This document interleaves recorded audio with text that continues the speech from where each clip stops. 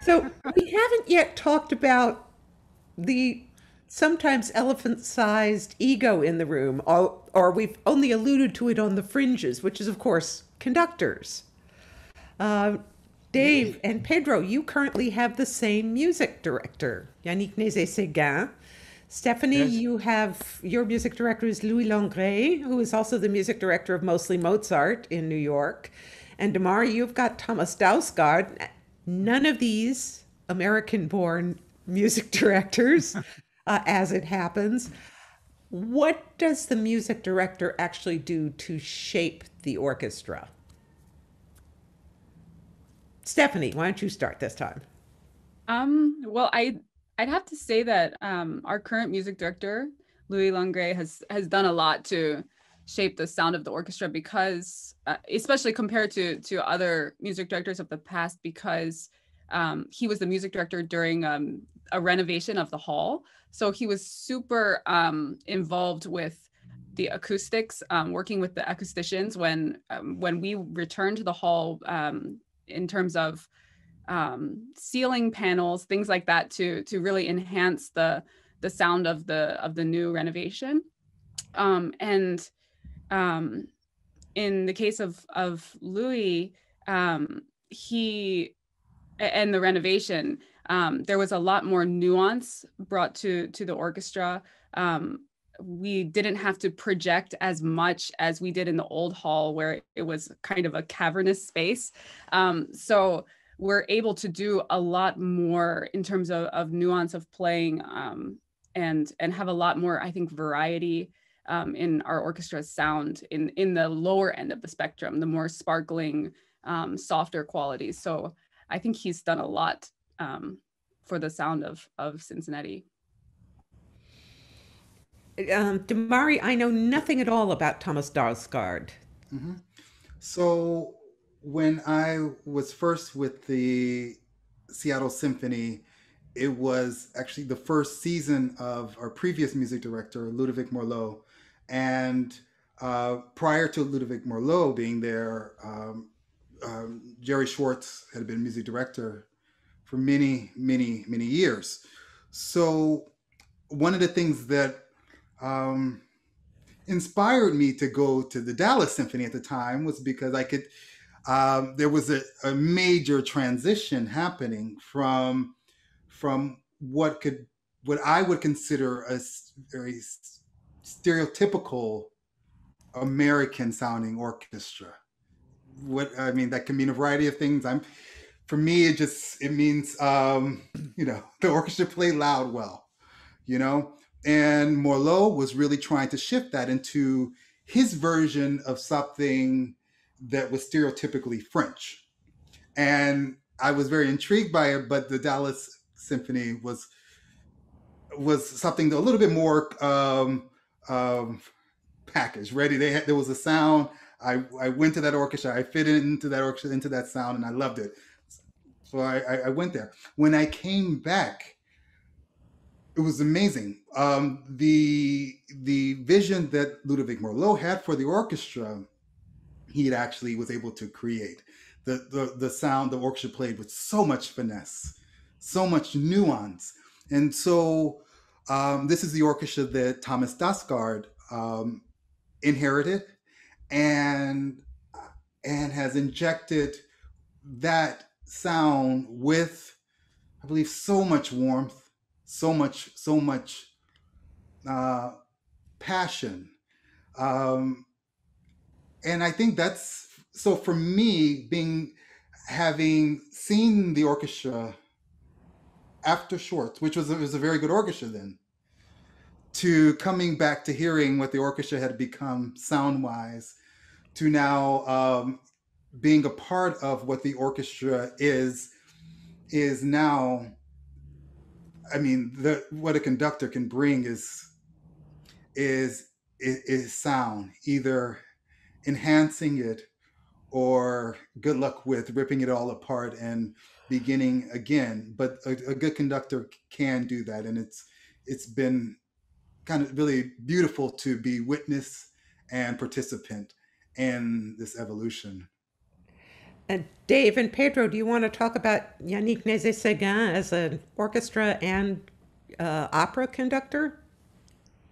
Sure. I mean, it's amazing working with YNS. I mean, he YNS. YNS. I mean, that's what we call him. I don't know what you call him, boss. Okay, it's good. But he brings an incredible diversity to it. When we do some repertoire, he conjures up his choral tradition, and that includes Bruckner and sometimes things where you would think it would have more of that edge. He gets this incredible glowing sound, especially from the back rows. But it's really, when we do Schumann with him, just the color he gets in that is so vocal. It's amazing. But then when we do Tchaikovsky, it's all about fire, and he's a chameleon in that way. He conjures up sound worlds for each of these composers and each of these works, and so there isn't just one sort of Yannick up there.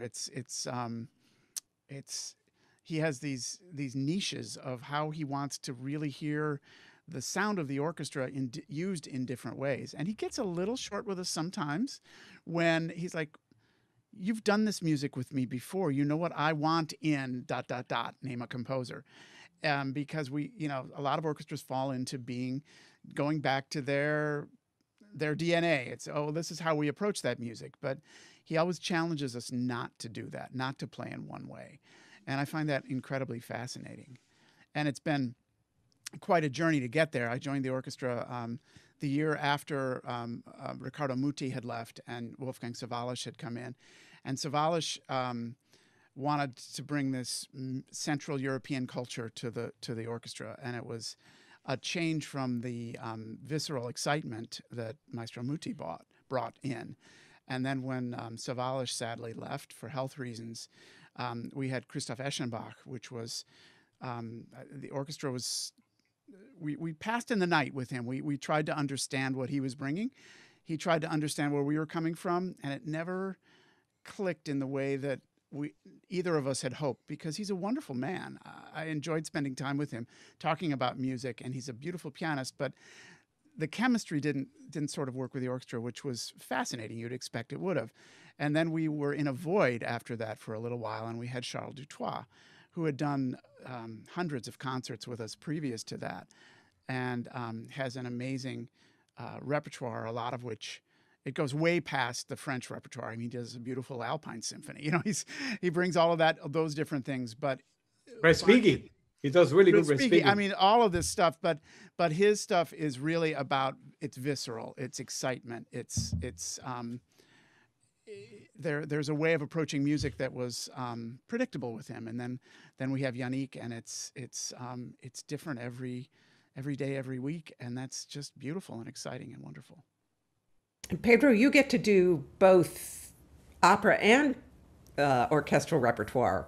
Yeah, I think David pretty much summed it up. And the biggest challenge for a conductor when they come into an orchestra is to gain the trust of the orchestra, of the musicians. And there is a chemistry that is necessary for us to let go, or for him to let go, and give us the ability to have our own responsibility, instead of someone who's the despot who wants to control every note you play. Yannick is not this way. Yannick says, okay, here's the ball, you run with the ball. And he's very peaceful in that manner. And one opera comes to mind, which is Parsifal. Parsifal is the giant of operas for any conductor. And we had done that opera with great conductors before. And when it came time for Yannick to do Parsifal with us, well, I think some people, or even himself, were thinking, what is this going to be like? He's so young. We've never done this kind of repertoire with him. And I tell you, it was fantastic, because he didn't impart his credo in it. He just let like the most refined traffic cop. It's just really, he brought it all together, and in a manner much like Tai Chi, he let us all play. You all get guest conductors. What happens when a guest conductor comes in and it turns into the week from hell?